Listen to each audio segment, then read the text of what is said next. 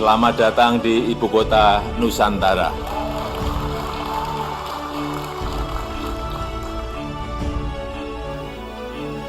Yang juga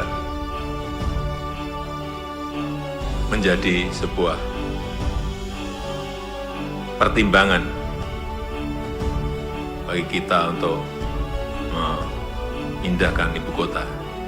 Dan utamanya memang beban di ibu kota Jakarta memang sudah sangat padat sekali.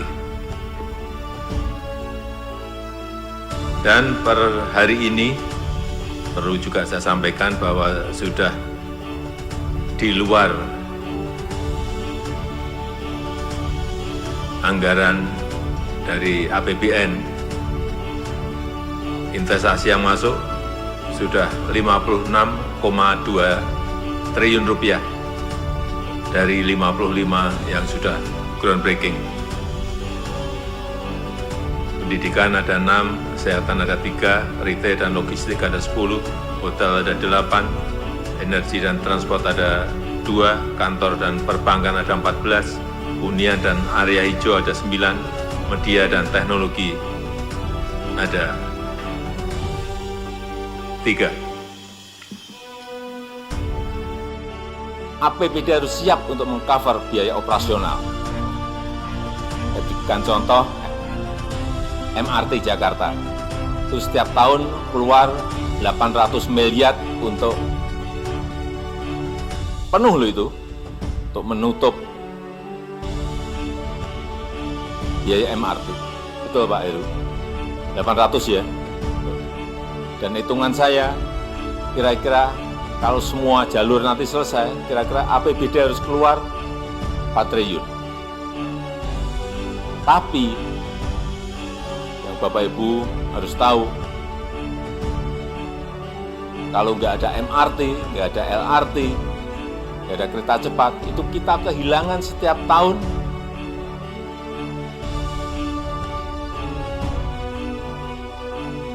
karena kemacetan itu 65 triliun.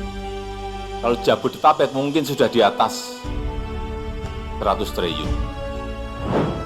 Pilih mana? Pilih diberikan MRT, LRT, atau kereta cepat, atau uangnya hilang karena kemacetan setiap tahun lebih dari 100 triliun.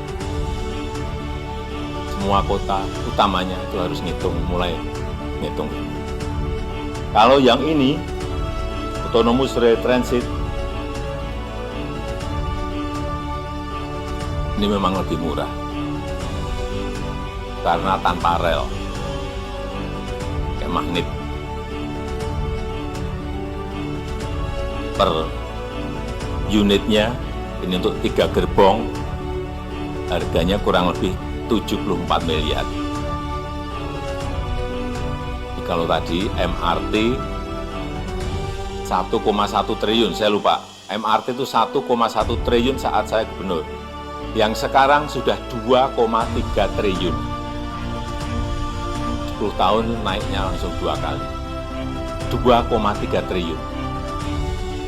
LRT yang kita bangun untuk Bekasi ke Cibubur, itu per kilometernya 700 miliar. Kereta cepat itu per kilonya 780 miliar rupiah. Saya apa? Karena saya tiap hari ke lapangan. Selalu yang saya tanyakan standar per kilometer itu berapa. Ini jadi sekali lagi 1 unit untuk 3 gerbong itu 74 miliar. Operasional per bulan 500 juta. Di kota-kota yang mulai macet, saya kira saya melihat tidak hanya di Jawa saja, di luar Jawa pun sekarang sudah mulai macet. Ini mulai harus dipikirkan transportasi massalnya apa. Dan yang kedua, tadi saya lupa, jadi di IKN itu sudah ada 55 investor yang sudah masuk. Kemudian dalam proses seleksi dan verifikasi, kemarin ada 472 LOI, kemudian diverifikasi menjadi 220, masih diseleksi terus. Yang sudah masuk dan sudah mulai proses pendidikan, baik universitas maupun SD sampai SMA, ada 6, rumah sakit ada 3, retail dan logistik ada 10, hotelnya ada 8, sudah 8, kemudian energi ada 2, perbankan ada 14, kemudian untuk hunian ada 9, perusahaan, media dan teknologi ada 3.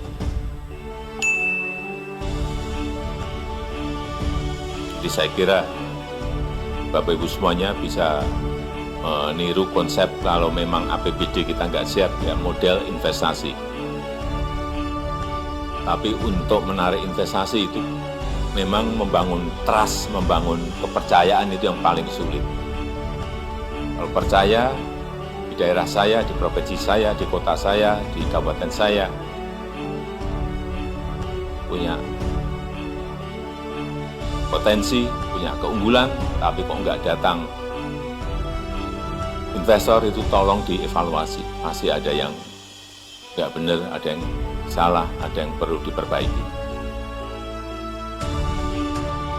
Saya rasa itu yang ingin saya sampaikan dalam kesempatan yang baik ini, dan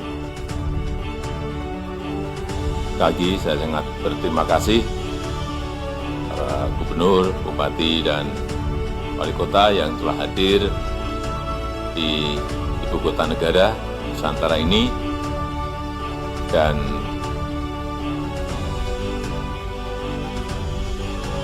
tadi yang sudah dilihat di Embung sudah, di Sumbu Kebangsaan juga sudah, dan kalau yang baik ya bisa di copy, bisa ditiru, mulai direncanakan. Dan saya tutup, terima kasih. Wassalamualaikum warahmatullahi wabarakatuh.